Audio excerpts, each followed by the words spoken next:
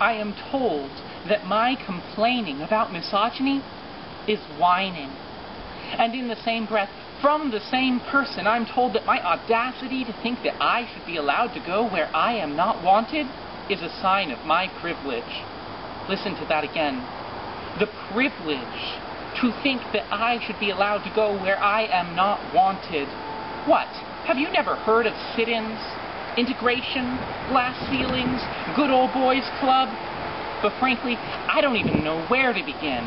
My head is spinning because you're going back and forth so fast between blaming my confidence on some residual maleness because real women are never confident, and invoking my image as a hysterical woman who shouldn't be listened to.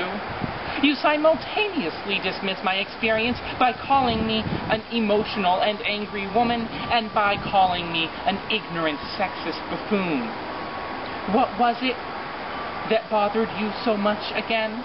I demanded that discrimination and oppression against trans women must stop. And you assume that I'm only doing so because I haven't examined my male privilege. Well, guess what?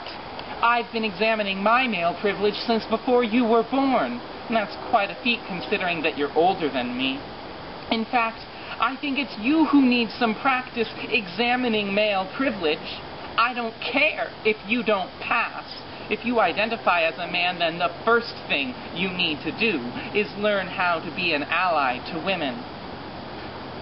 The scary part is that I don't know if I can trust you anymore.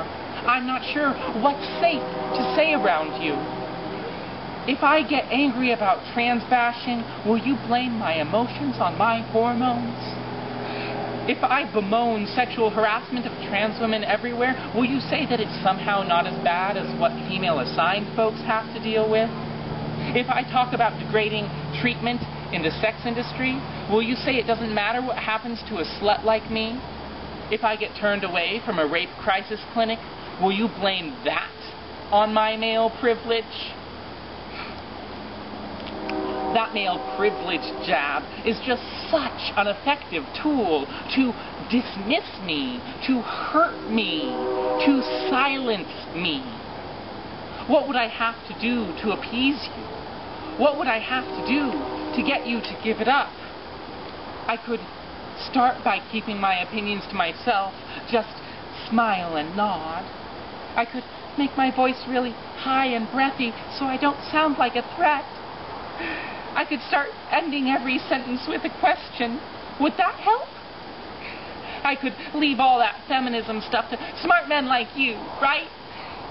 It's just a matter of knowing my place, on my knees, keeping my mouth shut, except to give you a blowjob after work. Because that's exactly what feminism expects of good trans girls like me, right? Consider this your wake-up call. Because I'm not the one raising tired misogynist tropes. You are. I'm not the one telling women to shut up. You are. I'm not the one who's claimed to never have experienced male privilege. You are. And I'm not the one who needs to check their privilege right now. You are.